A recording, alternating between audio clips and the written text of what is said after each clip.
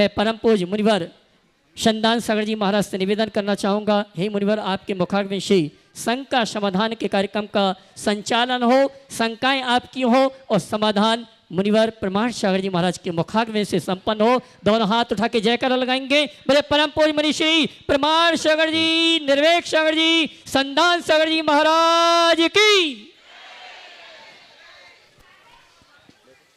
आज heart people का यह सौभाग्य फिर से जागा और गुरुवर के आशीष से यह संकट समाधान का सत्र अपन प्रारंभ कर रहे हैं।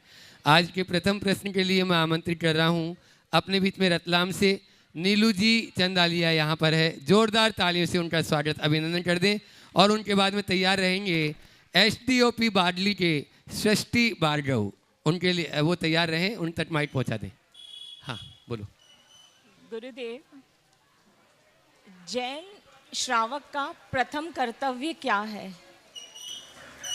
बहुत अच्छा सवाल किया। ओम ओम ओम शांति। जैन श्रावक का पहला कर्तव्य जैनत्व की कसौटी में खरा उतरना, जैन इस नाम को सार्थक बनाना, अर्थात जैन कुलाचार के अनुरूप अपना आचरण रखना, देव गुरु धर्म की सेवा करना, यह उसकी सबसे प्रारंभिक शुरुआत। ऐसा होने पर ही उसका जैन होना सार्थक होता है। हमारा साधु संतों के प्रति क्या कर्तव्य है? देखिए, साधु संतों की प्रति कर्तव्य आपने पूछा है, तो साधु संतों के प्रति पहला कर्तव्य उनकी चर्या और क्रिया में सहायक बनना, उनकी सेवा वैयावृत्ति करना और फिर उनके सानिध्य में ज्ञान लाभ प्राप्त करना। सृष्टि जी भार्गव एसडीओपी बाडली, वे पूज्य गुरुवर के चरणों में अपना प्रश्न रख रही हैं। जोरदार तालियों से उनका स्वागत अभिनंदन कर दें। हाँ। और उसके बाद में संगीता जी दुर्गढ़ चोपड़ा चापड़ा। नमस्ते महाराज जी। महाराज जी, मेरा प्रश्न ये था कि जो मेरा अनुभव रहा है, जैन मुनि त्याग का सबसे बड़ा परिचायक है। जितना वो त्याग करते हैं उतना हम कल्पना में भी नहीं सोच सकते। तो महाराज जी, वो क्या रास्ता हम अपनाएं कि ये त्याग का भाव हमारे भीतर आए, हम चीज़ों को छोड़ना सीखें। जितना ज़्यादा हम छोड़ेंगे उतना हमारे अंदर वैराग्य का भाव आएगा। तो महाराज जी, आप अपने आशीर्वचन में मुझे मार्गदर्शन कीजिए कि हम त्याग का भाव कैसे लाएं। पहले तो मैं चाहूँगा इस बहन जी का जोरदार अभिनंदन करें। ये जन्मना जैन न होने पर भी कर्मना जैन है। और आप सुनकर के आश्चर्य करेंगे कि एक पुलिस की वरिष्ठ अधिकारी होकर के भी इन्होंने रात्रि भोजन त्याग कर रखा है। आप लोगों को इनसे प्रेरणा लेना चाहिए और इनकी निष्ठा जैन धर्म पर बहुत गहरी है, जैन मुनियों पर बहुत गहरी है और गुरुदेव का भरपूर आशीर्वाद इन्होंने प्राप्त किया है। आपने जो सवाल किया कि हम त्याग की ओर कैसे बढ़ें, अपनी आत्मा से जुड़ना शुरू कर दो, बाहर की चीज़ें अपने आप छूटने लगेगी। जब तक मनुष्य अंतरंग में इस बात को नहीं समझता कि मैं कौन हूँ और मेरा क्या है, तब तक ही मोह माया और राग रंग में उलझता है। जिस दिन उसकी वास्तविकता का उसे बोध हो जाता है तो फिर उसे लगने लगता है ये तो सब भ्रमजाल है, ये मृग तृष्णा है, इसमें कुछ होने वाला नहीं है। तो फिर उसे अंदर का रस आता है। जब अंदर का रस आता है तो बाहर की चीज़ें अपने आप गौण हो जाती। हमें चाहिए कि हम अंदर का रसपान करें, अपना ज्ञान करें, अपनी पहचान करें।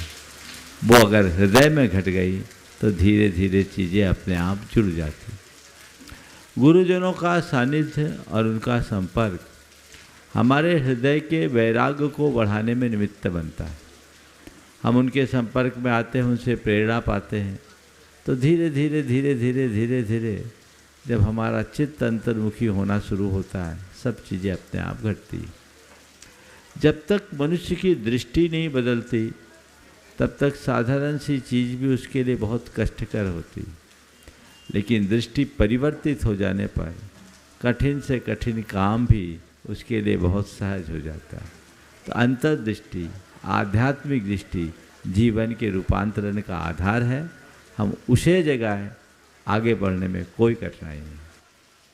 अपने बीच में महिला बाल विकास समिति के अध्यक्ष है बादली और जनपद पंचायत की धन्यवाद महाराज। बहुत सुंदर। हाँ।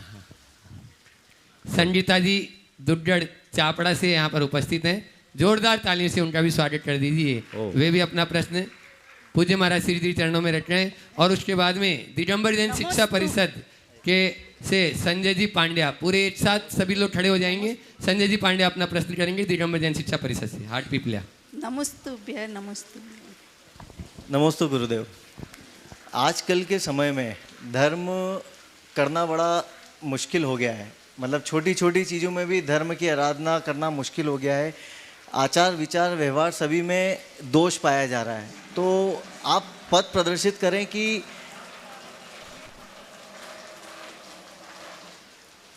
कैसे मनुष्य मतलब श्रावक जीवन में रहकर, मतलब आपके उधर तो हम आने में बहुत समय लगेगा हमें, श्रावक जीवन में रहकर धर्म आराधना कैसे करें और कर्मों से बचा जा सके और पुण्य का अर्जन किया जा सके।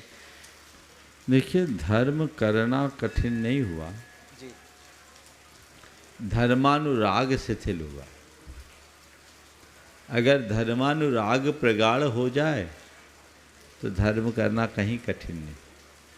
आज भी जो अंतरंग से धर्मानुरागी हैं वे धर्म मूर्ति बने दिखते हैं, चाहे वो गृहस्थ हो या साधु। धर्म के प्रति अपना सच्चा लगाव होना चाहिए, प्रगाढ़ लगाव। वो लगाव अगर जग जाए तो कुछ कठिन नहीं। मैं बता रहा हूँ, आप लोग पर्यूषण में, अठाइयों में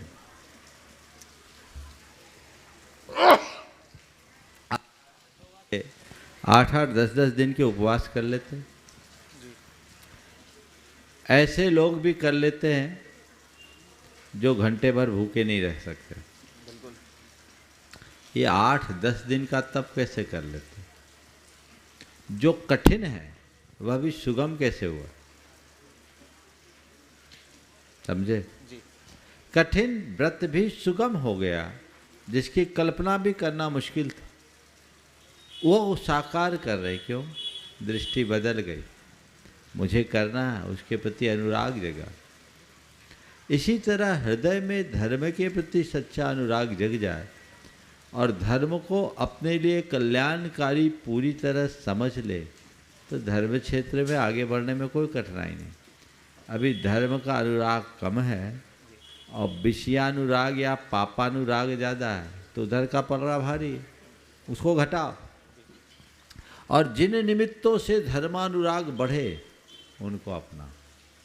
अगर धर्मानुराग प्रगाढ़ होगा हमारे जीवन का पथ अपने आप प्रशस्त होगा। जी सर। दिगंबर जैन शिक्षा परिषद हाट पिपलिया से संजय जी पांड्या प्रश्न पूछ रहे हैं। और उसके बाद में ब्रह्मचारी अंकित भैया जी धनेटा अपने बीच में अभी प्रश्न रखेंगे। ओम। पूरी शिक्षा परिषद आ जा। गुरुदेव सत्संग के चरणों में कोटि सह नमन। महाराज जी, जैसा कि आपको विदित भी है, कल चर्चा भी हुई थी, हाटपिपलिया दिगंबर जैन समाज द्वारा विगत कई वर्षों से श्री दिगंबर जैन शिक्षा परिषद के द्वारा Shri Digambar Jain higher secondary school का संचालन किया जा रहा है। महाराज जी, मेरा प्रश्न यह है कि वर्तमान शिक्षा प्रणाली सामाजिक नैतिक मूल्यों को पूरा नहीं कर पा रही है। यह सब यक्ष प्रश्न सभी पालक विभाग के समक्ष भी है और इसके लिए हमें क्या प्रयास करना चाहिए कि लौकिक शिक्षा के साथ हम बच्चों को धर्म और अपनी संस्कृति की भी रक्षा करवा सके। इसलिए महाराज जी आपका दिशा निर्देश। देखिए, ये बात बिल्कुल गंभीर है और इस विषय में मैं इतना ही कहना चाहूँगा। आप अपने विद्यालय में नैतिक शिक्षा और मोरल साइंस के नाम पर लोगों को धर्म और संस्कृति का बोध कराएं, जिससे वे अपने कर्तव्यों का दृढ़ता से पालन कर सकें, उनमें संस्कार गढ़ा जा सके। अगर ऐसा करते हैं तो ये सब चीज़ें जुड़ सकती हैं और आप अपने विद्यालय में ये कार्य बखूबी कर सकते हैं। कीजिए।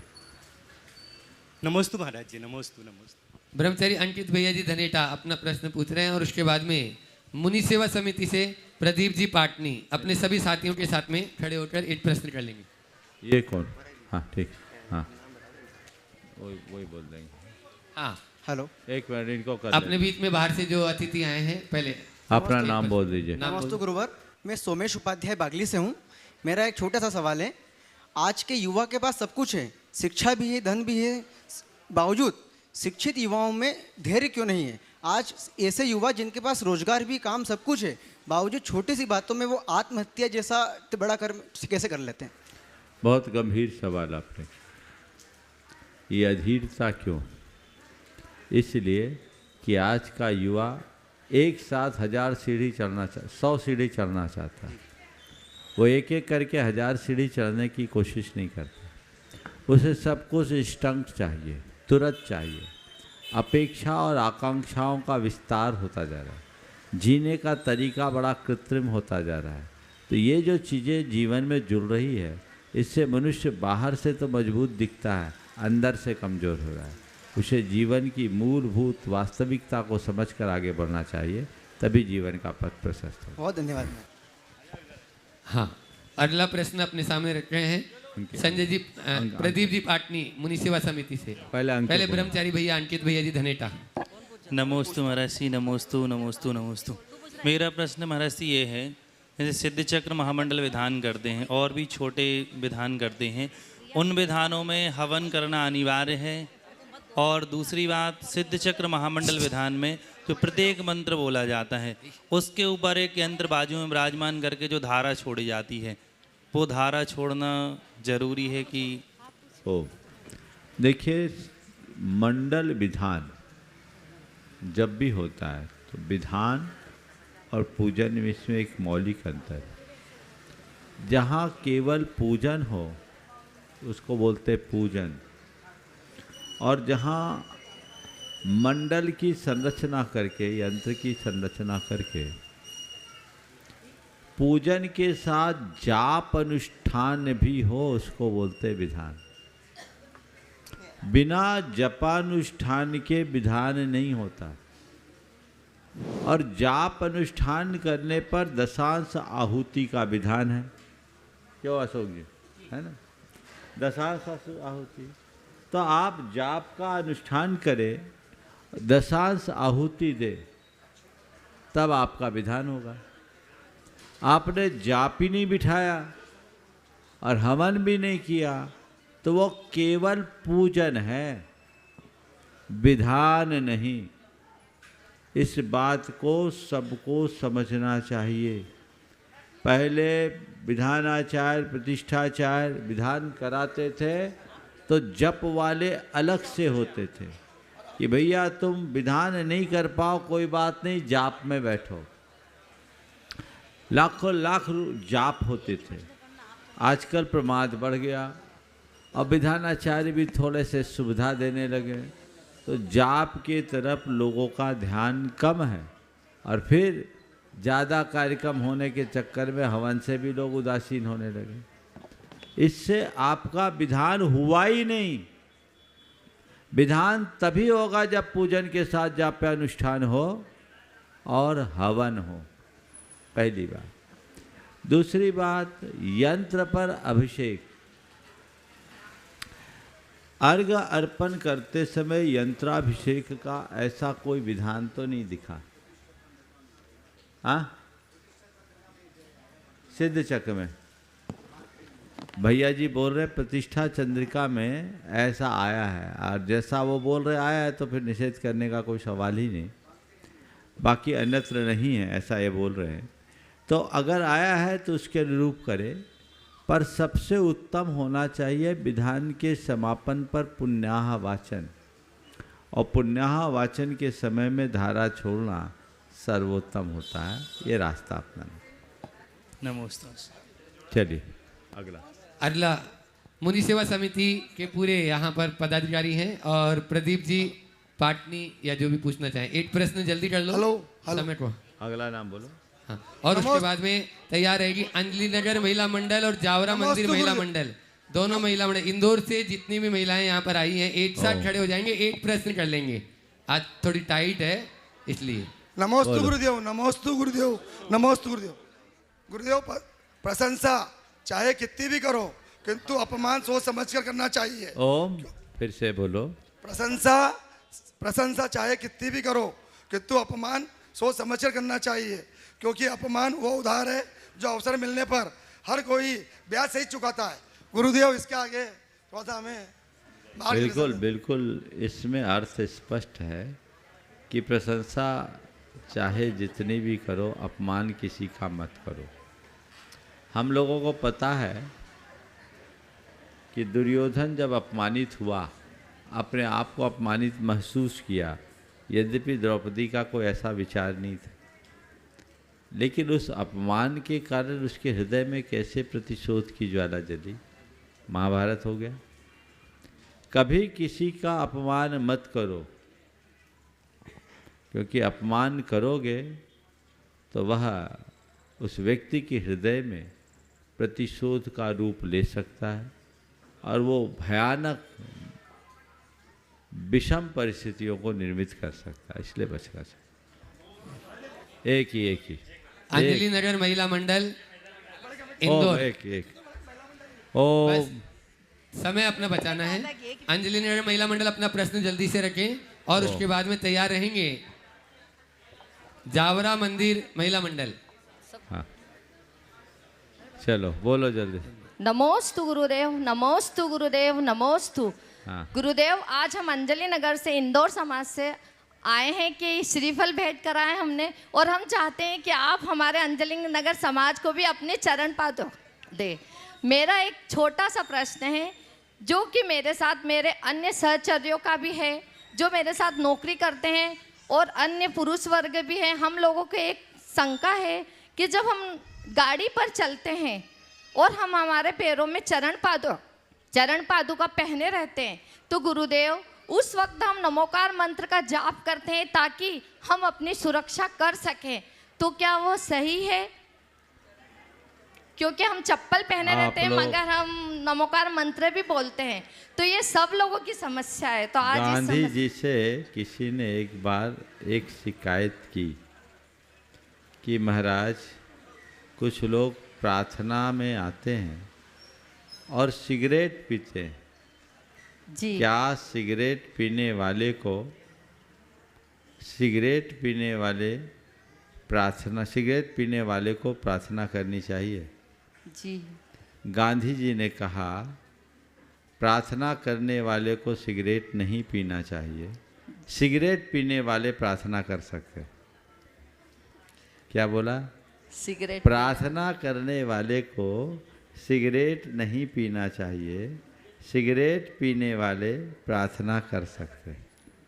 आशय समझे? जी महाराज। नमोकार जपते समय जूता चप्पल नहीं पहनना चाहिए, पर जूता चप्पल पहने हुए भी भगवान का याद करो तो कोई बुरा नहीं। नमोस्तु गुरुदेव, नमोस्तु। पवित्रो पवित्रो वा सुस्थितो दुस्थितोपि वा ध्यायेत् पंच नमस्कारम सर्व पाप ही प्रमुच्यते। अब अभी यहाँ भैया जी बोल रहे उच्चारण नहीं करो, लेकिन आचार्य वीरसेन महाराज ने इसकी सम्मति दी है। सुन लो ध्यान से। जय धवला में आचार्य वीरसेन महाराज ने जय धवला की पहली पुस्तक में लिखा है, अरहंत नमो यारो संपहि बंधा दो असंख्ये गुण कम्मक खय कारवोति तम्हा भोयन पायन यान पचावन सब कज्जेसु भत्तिये नमोकारम कुज्जा। इसलिए खाते पीते चलते फिरते उठते बैठते सब करते हुए भक्ति से नमोकार करो, क्योंकि नमोकार के जप से तात्कालिक पुण्य से असंख्यात गुने कर्म की निर्जरा होती है। सफ़र में नमोकार जरूर बोलो, हाँ उसमें एक संशोधन कर सकते हैं। ट्रेन में चल रहे, बस में चल रहे, कार में चल रहे, जाप करते समय जूते उतार भी तो सकते हैं, चप्पलें उतार दो। और एक और सलाह दूंगा, आजकल जिस तरह की दुर्घटनाएं होती है ना, आप लोग एक संकल्प के साथ चलो कि गाड़ी में बैठो तो जब तक गाड़ी चलेगी चारों प्रकार के आहार का त्याग जी, और हम केवल नमोकार जपेंगे और किसी से बात नहीं करेंगे। बात तभी करेंगे जब गाड़ी रुकेगी, गहन कभी करेंगे जब गाड़ी रुकेगी, तो कुछ नहीं होगा। अगर गड़बड़ भी होगा तो संलेखना से जाओगे, सुरक्षित रहोगे। नमोस्तु गुरुदेव। ये एक तरीका है, ट्रेन में, बस में, कार में, फ्लाइट में। और आपको एक उदाहरण देता, 1991 में सतना चातुर्मास के बाद हम अमरपाटन से निकले। हम मैहर की तरफ जा रहे थे, हमारे साथ करीब 250-300 लोग थे। एक बच्ची रोड से एक तरफ से दूसरे तरफ, उनके पिताजी लूना से आ रहे थे तो उसकी तरफ जा रही थी।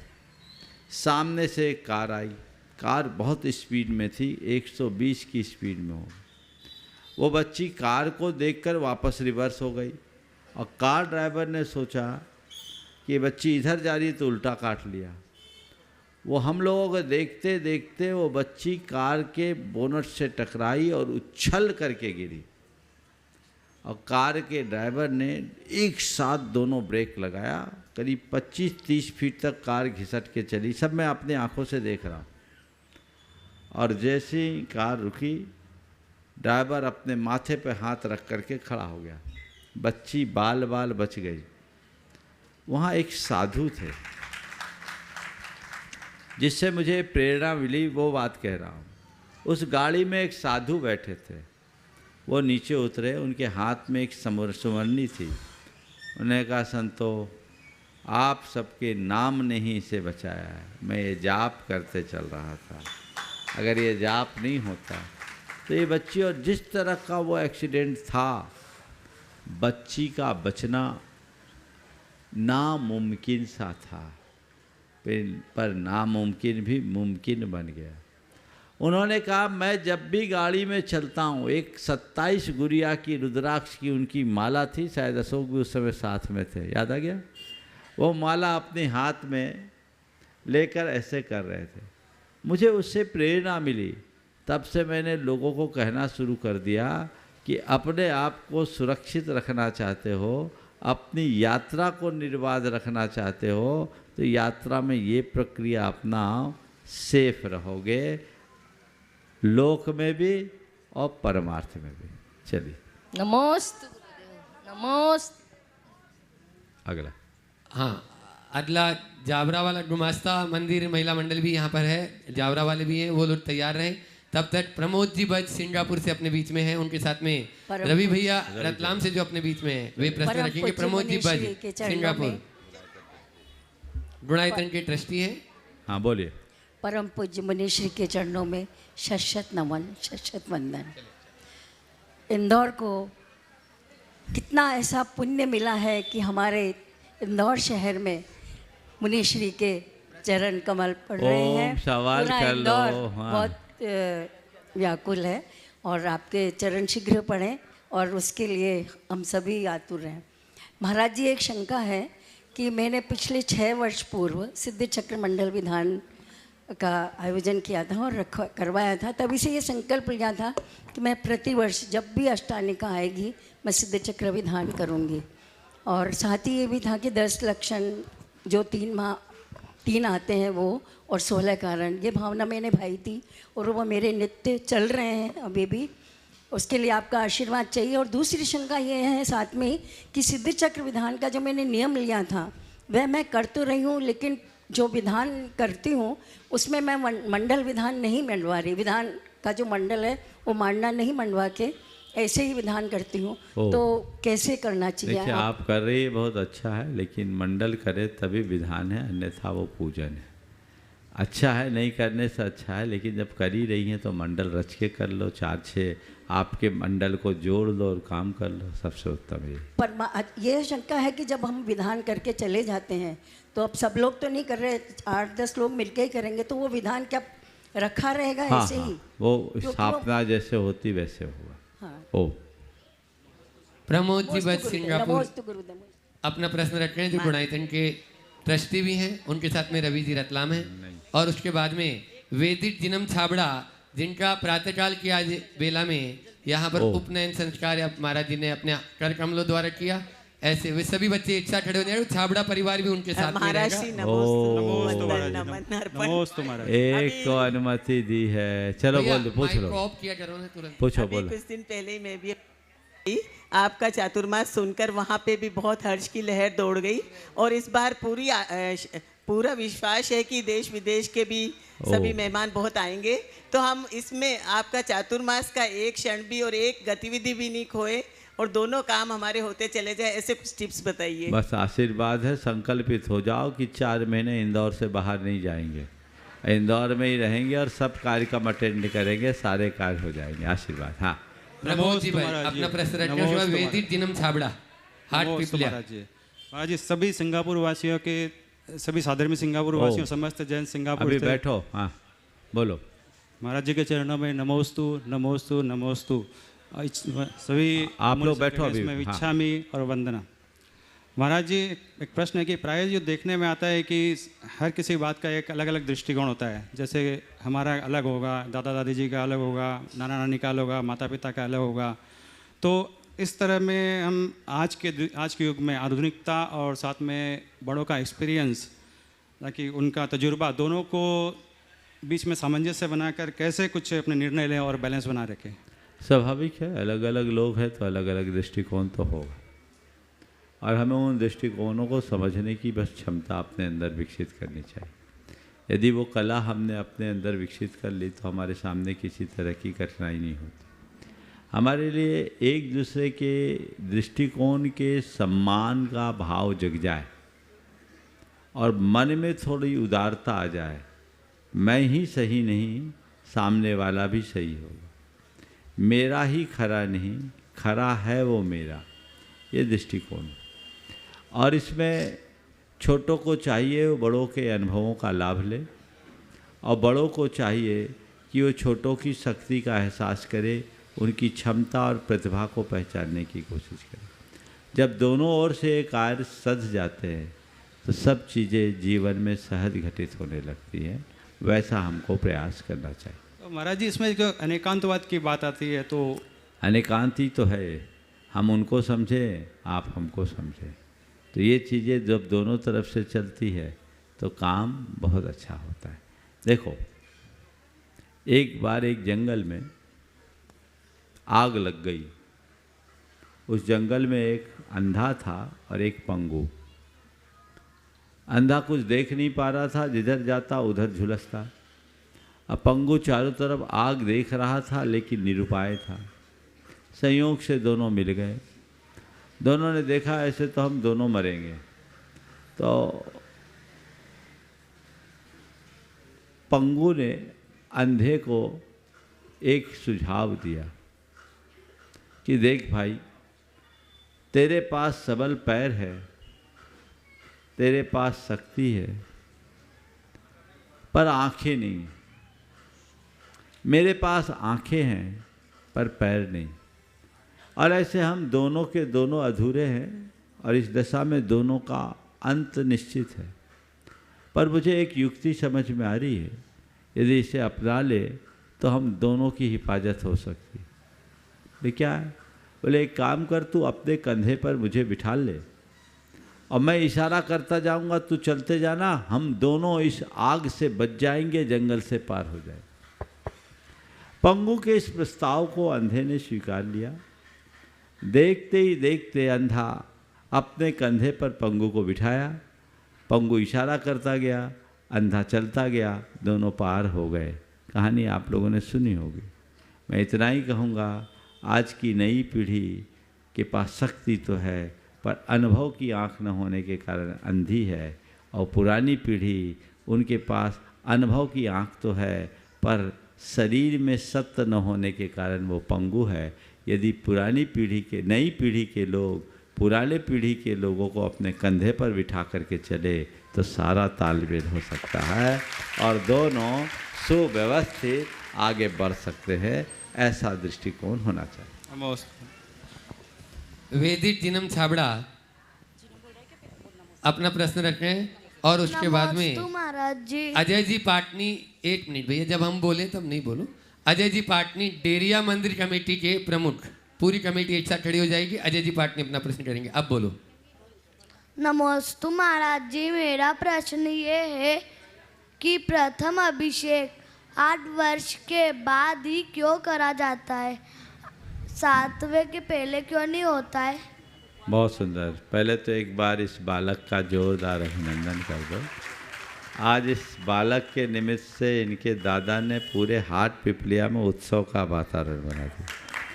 अचानक आज इन्होंने जिस तरह के उत्साह का परिचय दिया ये बहुत उत्तम है, और हर माँ बाप को चाहिए जो अपने जीवन में अनेक प्रकार के मांगलिक प्रसंग बनाते हैं, उत्सव रचाते हैं, ऐसे कार्यों में वो उत्सव मनाना चाहिए ताकि बच्चों पर उसकी अमिट छाप हो। ये बहुत अनुकरणीय पहल है। आज जो सवाल किया कि बच्चों का 8 वर्ष की उम्र में ही प्रथम अभिषेक या आहार दान क्यों, ये गर्भ से 8 वर्ष है। क्या बोल रहा? गर्भ से, पेट के 9 महीने भी जोड़ सकते हैं, यानी 7.25 साल का होने पर वो हो सकता है। 8 वर्ष की उम्र के पहले सम्यक दर्शन की योग्यता नहीं होती, और जब तक सम्यक दर्शन की योग्यता नहीं होती तब तक व्यक्ति सच्चे अर्थों में धर्म नहीं कर सकता। दूसरे शब्दों में कहें तो अभिषेक हो या आहार दान, ये धर्म की एक मौलिक क्रिया है, और धार्मिक क्रियाओं को पूर्ण समझ विकसित होने के बाद ही फलदायी माना है। तो 8 वर्ष की उम्र से पूर्व बच्चों के अंदर उतनी समझ नहीं होती, लेकिन 8 वर्ष की उम्र होते ही वो सम्यक दर्शन क्या केवल ज्ञान प्रकट करने की योग्यता ले आता है। यानी 8 का होने पर ही वो 8 कर्म को काटने की क्षमता अपने भीतर लाता है। इसलिए बच्चों के साथ जब कभी भी इस तरह के संस्कार किए जाते हैं 8 वर्ष के होने पर करते हैं। अजय जी पाटनी डेरिया मंदिर कमेटी के प्रमुख हैं, वो अपनी टीम के साथ में प्रश्न पूछ रहे हैं और उसके बाद में तैयार रहेंगे। संजना जी बाछल हाट पिपलिया, जो विशाल सागर जी, परम पूज्य विशाल सागर जी महाराज के पूर्व अवस्था के भ्राता हैं। हे गुरुदेव, नमोस्तु नमोस्तु नमोस्तु। जीवन क्या है? जीवन क्या है? क्या परिवार, जन, धन, धन्य, कर्तव्य आदि को अपनाना मानना यही जीवन है? नमोस्तु ये गुरुदेव। तो आपसे ही पूछता हूँ, बोलो तुमने किसको जीवन मान रखा है? इसी को ना, जिसे तुमने जीवन माना है वो गोरख धंधा है। क्या बोल रहा हूँ? जिसे तुमने अपना जीवन मान रखा है वो गोरख धंधा है। असल में जीवन का रस लेना ही सच्चा जीवन है, यथार्थ जीवन है। अपने जीवन को सार्थक बनाना ही यथार्थ जीवन। नमोस्तु गुरुदेव, नमोस्तु। संजना जी बाछल, पूज्य विशाल सागर जी महाराज के ग्रस्त अवस्था के पूरा परिवार एक साथ खड़ा हो जाए। संजना जी बाछल प्रश्न कर रही है और उसके बाद में तैयार रहेंगी। अनिता जी सेठी ज्ञानोदय पाठशाला हाट पिपलिया की संयोजिका अपनी पूरी टीम के साथ में। पूज्य मुनिश्री के चरणों में बारंबार नमोस्तु नमोस्तु नमोस्तु। महाराज जी, दुनिया में सबसे ज़्यादा प्यार किससे किया जाना चाहिए? सबसे ज़्यादा प्यार के हकदार हमारे माता पिता होते हैं, यहाँ तक कि वे हमारे लिए ईश्वर और गुरु से बढ़कर है। कृपया बताइए। बिल्कुल ठीक कहा आपने। अपने माता पिता को हमें पूर्ण सम्मान देना चाहिए। हम तो उस संस्कृति में पले बढ़े लोग हैं जहाँ मातृदेवो भव, पितृदेवो भव का पाठ पढ़ाया गया। हम उस संस्कृति में पले बढ़े लोग हैं जहाँ माता पिता की परिक्रमा को ब्रह्मांड की परिक्रमा के रूप में देखा गया। इसलिए जो लोग अपने माता पिता को सम्मान नहीं देते मैं समझता हूँ उनकी सारी धार्मिक क्रियाएं भी अर्थहीन हो। नमोस्तु महाराज जी, नमोस्तु महाराज जी, नमोस्तु। अगला अनिता जी सेठी, ज्ञानोदय पाठशाला हाट पिपल्या की संयोजिका, अपनी पूरी टीम के साथ में, और उसके बाद में तैयार रहेंगे पवन जी टोगिया पूरी गौशाला परिवार के साथ में। नमोस्तु महाराज श्री, नमोस्तु महाराज श्री। जिस प्रकार नोट की गड्डी को जोड़े रखने वाली पिन नोट को चुभती है, वैसे ही परिवार को बांध कर रखने वाला सदस्य भी सभी के दृष्टि में खटकता है, और सेवा करने के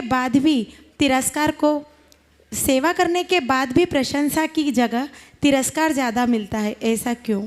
अभी झमेले में पड़ो ही नहीं, पिन लगाओगे चुभेगा, गम लगा दो चिपके रहे। पिन लगाने का काम ही क्या है ना। और दूसरा, अगर नोटबुक हो तो गम से चिपक सकता है, और नोट है तो रबर बैंड से। बांध के रखना, बंधे रहना अच्छी बात है, लेकिन इस तरह से मत बंधो कि एक दूसरे को चुभो। इस तरह से बंधो और इस तरह से जुड़ो कि एक दूसरे के पूरक बन जाओ। तो हमारे अंदर स्नेह सद्भावना की स्निग्धता होनी चाहिए, केवल एक प्रकार के बंधन का संयोग नहीं। प्राय रिश्ते नाते को एक बंधन के रूप में लोग देखते हैं, जबकि रिश्ते नाते का मूल आंतरिक आत्मीयता और प्रगाढ़ता है। वो अंतर में हो तो चीज़ें ठीक हो। नमोस्तु महाराज श्री, नमोस्तु। बोलिए। हाँ, अगला प्रश्न पवन जी टोंगिया यहाँ की गौशाला से प्रमुख हैं, और एक प्रश्न करेंगे, उसके बाद में तैयार रहेंगे मुकेश जी पाटोदी, शिरोमणि संरक्षक, गुणायतन, इंदौर। नमोस्तु महाराज जी, नमोस्तु महाराज जी। इच्छामी स्वामी, इच्छामी स्वामी। महाराज जी, आचार्य श्री की प्रेरणा से और आशीर्वाद से दयोदय गौशाला निरंतर प्रगति पथ पर अक्सर है, तथा 20 गाय से शुरुआत करके आज सैकड़ों गायों का पालन पोषण हो रहा है, और सैकड़ों से निकलकर 1000 का लक्ष्य लेकर हम चल रहे हैं। गुरुजी, मेरी शंका ये है कि सब हम कहते हैं कि गायों को पालना चाहिए, गायों को पालना चाहिए, लेकिन हकीकत तो यह है कि गाय हमें पाल रही है। गाय दूध देती है, और गाय के गोबर से और गोमूत्र से एक गाय से 2 बीघा की खेती बिना फर्टिलाइजर और बिना पेस्टिसाइड्स के प्राप्त हो सकती है। हम ऐसा क्या करें कि जन जन तक ये भावना जाए, गाय का भी जीवन बचे, और हम लोग भी पूरी समाज और जन जन को स्वस्थ भोजन और स्वस्थ सामग्री मिले, इसके लिए हमें क्या निवेदन? देखिए, आपने सबसे पहले तो मैं चाहूँगा एक बार इस कमेटी का जोरदार अभिनंदन करें। जीव दया के इस अभियान को गति देने में आप लोग जो अपना योगदान दे रहे हैं वो बहुत प्रशंसनीय है, और प्रशंसनीय ही नहीं, अनुकरणीय है। मैं गौशाला से जुड़े पूरी टीम को इसलिए आशीर्वाद देता हूँ कि इसी तरह से वो जुटे रहे, और समाज से भी कहता हूँ जब भी कोई मांगलिक प्रसंग आए, जीव दया के लिए, अभय दान के लिए जरूर कोई न कोई योगदान दे।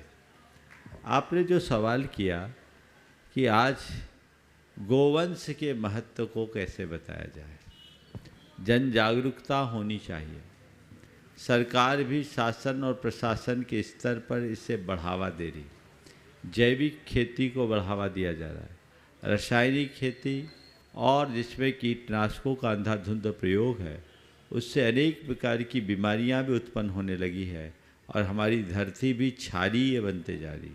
इन सब से बचने के लिए हमें ऐसी खेती को बढ़ावा और प्रोत्साहन देना चाहिए, और ये महत्व जब लोगों तक पहुँचेगा तो बहुत बड़ा बदलाव आएगा। जो लोग इसे अपना रहे हैं अब वो रसायन की तरफ देखना भी पसंद नहीं करते। हमें चाहिए कि इसका खुद प्रयोग करें, औरों को प्रयोग करने के लिए प्रेरित करें, ताकि इस प्रकार की समस्याओं से हम समाज को मुक्त कर सकें, स्वस्थ समाज की संरचना कर सकें और गोवंश के संरक्षण में अपना महत्वपूर्ण योगदान दे सकें। मुकेश जी पाटोदी, शिरोमणि संरक्षक गुणायतन इंदौर, अपना प्रश्न पूछ रहे हैं और उसके बाद में अजीत जी झांझरी जो कमलापुर मंदिर समिति के प्रमुख हैं, अपनी पूरी टीम के साथ में। नमोस्तु महाराज श्री। महाराज श्री, आजकल की पीढ़ी के पास, हाँ बोलो महाराज जी, आज युवा पीढ़ी के पास पैसा है, शिक्षा है, सुख सुविधा के सभी साधन है, लेकिन फिर भी महाराज जी धैर्य नहीं है।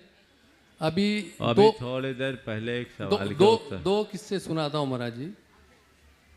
अभी भोपाल में आपने सुना भी होगा, प्रहलाद पटेल जो मंत्री हैं, उनकी सेक्रेटरी जो उसने अभी 2 दिन पहले 1.5 साल हुआ उधर शादी हुआ जी, उसने आत्महत्या कर ली। प्रहलाद पटेल के सेक्रेटरी ने? हाँ, कब? मतलब अभी 2 दिन पहले महाराज। अच्छा। एक महाराज जी किस्सा जयपुर का बताता हूँ। 4-6 दिन पहले शादी हुई महाराज जी, एक दिन पति के साथ रही और दूसरे दिन सुबह 7वीं मंजिल से कूद के आत्महत्या कर ली। तो महाराज जी ये सब चीज़ें क्यों? युवा पीढ़ी के पास पैसा भी है, शिक्षा भी है, सुख सुविधा के साधन भी है, उसके बाद भी ये परिस्थितियाँ क्यों? इसलिए कि उनके पास धैर्य नहीं, समझ नहीं, गंभीर नहीं है, सहनशीलता का अभाव। आज की पीढ़ी पढ़ी लिखी तो है, लेकिन वो बौद्धिक स्तर पर तो मजबूत हो रही है, भावनात्मक और आध्यात्मिक स्तर पर नहीं। थोड़े भी उतार चढ़ाव को झेलने में वो असमर्थ है। और सबसे बड़ा चिंताजनक विषय तो ये है कि ये प्रायः पढ़े लिखे लोगों के द्वारा ज़्यादा हो रही, संपन्न लोगों के द्वारा ऐसी घटनाएं ज़्यादा हो रही। तो ऐसे पढ़े लिखे लोग, ऐसे संपन्न लोगों के साथ इस तरह की घटना होना इस बात का प्रमाण है कि कहीं न कहीं हमारी शिक्षा और संस्कारों में कमी। हमें भावनात्मक रूप से मजबूत बनने की क्षमता विकसित करनी चाहिए। जब तक हम भावनात्मक रूप से मजबूत नहीं बनते, तब तक इस तरह के आघातों को सह नहीं सकते। आज मनुष्य अपने मन के विरुद्ध किसी बात को बर्दाश्त करने की क्षमता नहीं रखता और इस तरह की घटनाएं घट जाती है। सामने वाला तो इस तरह की घटनाओं को अंजाम दे करके चला जाता है, लेकिन उसके बाद के लोग, पीछे के लोग जिसे भोगते हैं,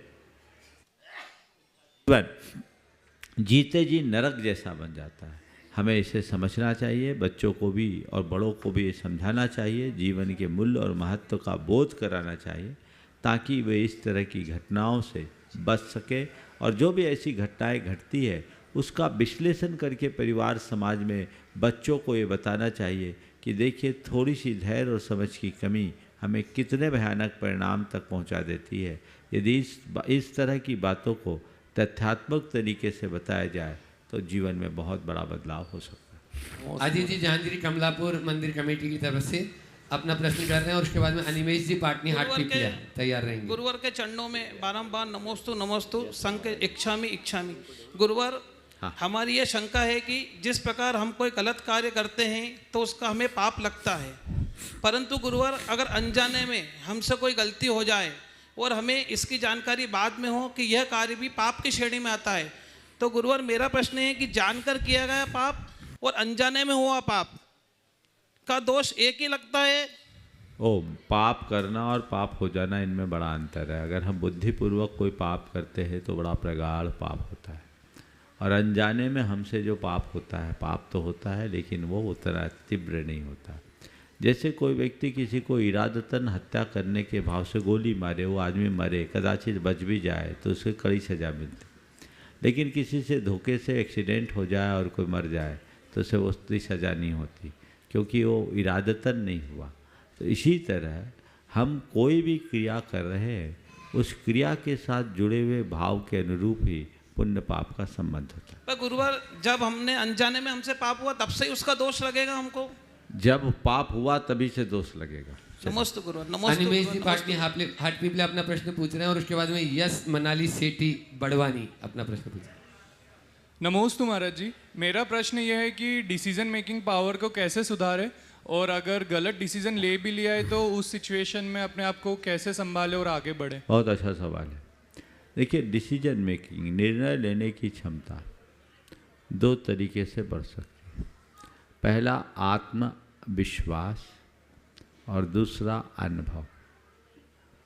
अपना आत्मविश्वास मजबूत रखें।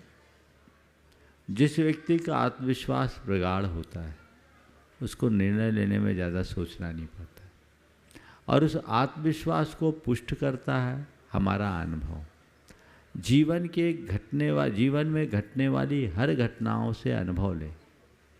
अगर हम अनुभव प्राप्त कर लेते हैं तो हमारा हर निर्णय अनुभव प्रसूत होता है और जो निर्णय अनुभव से जुड़ा होता है वो प्रायः सही होता है।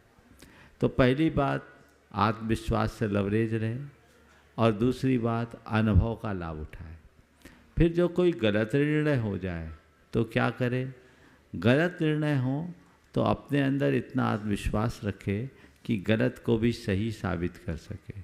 दूसरा, अगर ऐसा करने की अनुकूलता नहीं भी हो तो घबराए नहीं, यही समझें कि ये गलत निर्णय भी हमें अच्छा निर्णय लेने के लिए अनुभव दे सकता है। इस अनुभव को हमेशा साथ रखें ताकि उस सिचुएशन में ऐसे निर्णयों की पुनरावृत्ति न हो।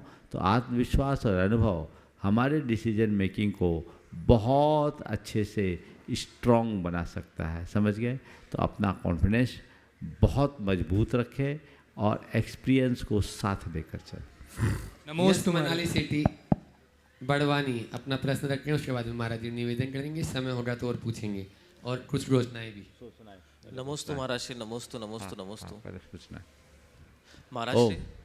हाँ महाराज श्री, मुसीबत में पहन लिया फिर दिया उसे उतार, मुसीबत में पहन लिया फिर दिया उसे उतार, एक हेलमेट सा बना लिया गुरुदेव हमने अपना यह किरदार। गुरुदेव अपने किरदार में समय समय में श्रृंगार कैसे लाएं? अपने किरदार में समय समय पर श्रृंगार कैसे लाएं कि लोग हमारे दीदार का इंतजार करें, ना कि मुसीबत हटते ही हेलमेट सा दरकिनार कर दे। क्या बात! हम अपने किरदार में ऐसा श्रृंगार कैसे लाए कि लोग हमारे दीदार का इंतजार करें, दीदार का इंतजार करे, ना कि हेलमेट के समान हमें दरकिनार करे। देखो, सिर में हेलमेट भी पहना जाता है और सिर में मुकुट भी पहना जाता है। हम हेलमेट का जो भी अपने सिर में आभूषण रखना चाहते हैं अभ्यास बदले, हेलमेट को नहीं जो केवल मुसीबत में काम आए, अपितु अपने आप को इतना स्ट्रांग बना दे कि मुसीबत पास ही ना आए, माथे पर मुकुट अपनी शोभा बढ़ाए। जो व्यक्ति बहुत मजबूत व्यक्तित्व के धनी होते हैं वो कभी असुरक्षित होते नहीं, उनके ऊपर मुसीबत नहीं आती। अचानक आए हुए मुसीबत से बचने के लिए सुरक्षात्मक प्रावधान रखना अच्छी बात है, लेकिन उससे अच्छी बात तो ये है कि इतनी सावधानी रखे कि मुसीबत आए ही नहीं। अगर हमने अपने व्यक्तित्व को ऐसा बना लिया तो हम सर्वत्र आदरणीय होंगे। तो उस आदरणीय और लोगों के अनुकरणीय बनने के लिए अपने जीवन में चरित्र का उत्तम मुकुट पहनना जरूरी है। अगर हम उत्तम चरित्र का मुकुट अपने माथे पे धार लेते हैं तो हमारे सामने किसी प्रकार की दुविधा शेष नहीं रहती। नमोस्तु महाराज। और अब पूज्य महाराज श्री चरणों में निवेदन, लेकिन उससे पहले मैं यहाँ बुला रहा हूँ जो पूज्य गुरुवर के विचारों को जन जन तक पहुँचाने में अपनी अहम भूमिका निभाते हैं। ऐसे ब्रह्मचारी बाल ब्रह्मचारी अशोक भैया जी, बाल ब्रह्मचारी अभय भैया जी, जोरदार तालियों से इनका स्वागत अभिनंदन करें। वे आगामी कार्यक्रम की घोषणा और उसके बाद जब लो आचार्य गुरुवर श्री विद्यासागर जी महामुनिराज की, गुणायतन प्रणेता पूज्य मुनिवर श्री प्रमाण सागर जी महाराज की, समस्त मुनि संघ की। आइएगा बंधु, बहुत आतुरता से आपको प्रतीक्षा है, ये आपके प्रश्नों में परिलक्षित हो रहा था। जितने भी महिला मंडल, जितने भी पुरुष वर्ग समाज के प्रबुद्ध जन यहाँ पधारे हुए हैं इंदौर से, आपके प्रश्नों में, आपके निवेदन में, आपकी भक्ति में ये परिलक्षित हो रहा है कि आप बहुत ही आतुर हैं, महाराज श्री की प्रतीक्षा कर रहे हैं कि महाराज श्री पधारें और हम उनके आगवानी में पलक पावड़े बिछा दें। तो इंतजार खत्म होने जा रहा है। आने वाली 17 जुलाई दिन बुधवार प्रातः 7 बजे से जितने भी इंदौर में परिषद हैं, महिला मंडल हैं, सोशल ग्रुप हैं, समाज के स्तर पर जितनी भी संस्थाएं हैं, आप उन सब के लिए तैयार रखिएगा कि प्रातः 7 बजे उदयनगर से समोसरण तक पूज्य श्री की सत्संग आगवानी करने का सौभाग्य आपके हाथों में होगा। देश और दुनिया देखेगी आतिथ्य को, जिसके लिए इंदौर की नगरी जानी जाती है। वो अतिथि जो देवता के रूप में है, वो अतिथि जो चलते फिरते सिद्ध के रूप में है, वो अतिथि जो साक्षात मुक्ति के मार्ग को प्रदर्शित करते हैं। ऐसे पूज्यवर मुनि श्री प्रमाण सागर जी महाराज सत्संग की मंगल आगवानी 17 जुलाई दिन बुधवार प्रातः 7 बजे उदयनगर से प्रारंभ होगी। आप तैयार रखिएगा, अलार्म घड़ी को तैयार रखिएगा। ऐसा ना हो महाराज श्री अपने कदमों को आगे बढ़ा दें और आप अपने घरों पर आप समय से पहले पहुंचिएगा। साथ ही साथ बंधुओं, सौभाग्य होगा आप सबका पहली बार मां अहिल्या की नगरी इंदौर में महाराज श्री का पावन चातुर्मास संपन्न होने जा रहा है, जिसकी कलश स्थापना 21 जुलाई को संपन्न होगी और प्रातः 1 बजे से कलश का जुलूस शोभा यात्रा समोसरण मंदिर से प्रारंभ होगी, जो मोहिता भवन तक जाएगी और दोपहर 2 बजे से कलश स्थापना का मांगलिक कार्यक्रम होगा। सोने में सुहागा होगा। इस मांगलिक कार्यक्रम के दिन, गुरु पूर्णिमा के दिन हम आचार्य भगवान की पूजन तो करेंगे ही करेंगे, लेकिन जिनको आप रोज देखते हैं, जिनको आप रोज सुनते हैं, पूज्य मुनिवर श्री संधान सागर जी महाराज जी का उस दिन 10वां दीक्षा दिवस भी है। तो और जोर शोर से पूरे उत्साह के साथ में हम उसे मनाएंगे और इस सब की बागडोर अभय भैया के हाथों में है। पूरी तत्परता से समाज के साथ मिलकर के वे इस तैयारी को अंजाम दे रहे हैं। तो एक बार अभय भैया जी भी उदयनगर से उस रूट की जानकारी 1 मिनट में दे दें। शोभा यात्रा प्रारंभ होगी उदयनगर दिगंबर जैन मंदिर से, बंगाली चौराहा, पलासिया चौराहा, उदासीन आश्रम, इंद्र भवन, अनूप भवन, कल्याण भवन होते हुए घंटाघर चौराहे से पहुंचेगी मोहता भवन और वहाँ पर परम पूज मुनिवर के पाद प्रक्षालना आदि की क्रियाएं संपन्न होंगी, पूजन होंगी, मुनिवर के मंगल प्रवचन होंगे और मंगल प्रवचन के पश्चात 17 तारीख की प्रथम आहारचर्या समोसरण मंदिर से संपन्न होगी। अपने इस नगर के गौरव, हाट पिपला नगर गौरव ब्रह्मचारी मुकेश भैया जी और ब्रह्मचारी चिद्रू भैया जी को आमंत्रित करेंगे और वे भी अपनी शंका यहाँ पूज्य महाराज श्री चरणों में रखेंगे और अपनी बात भी रखेंगे। थोड़ा सा जल्दी मुकेश भैया जल्दी आओ। नमोस्तु महाराज जी, नमोस्तु महाराज जी, नमोस्तु महाराज जी। शंका रखें उसके पूर्व एक सूचना है। पूज्य मुनीश्री जी का आज शंका समाधान के बाद हाट पिपलिया से विहार होगा और विहार के पश्चात आज का रात्रि विश्राम सरस्वती शिशु मंदिर कर्नावत में होगा। कल सवेरे की आहारचर्या राघोगढ़ पर, जो मेन रोड पर जाट साहब का मकान है, वहाँ होगी और कल शाम का शंका समाधान और रात्रि विश्राम ग्राम डबल चौकी में होगा।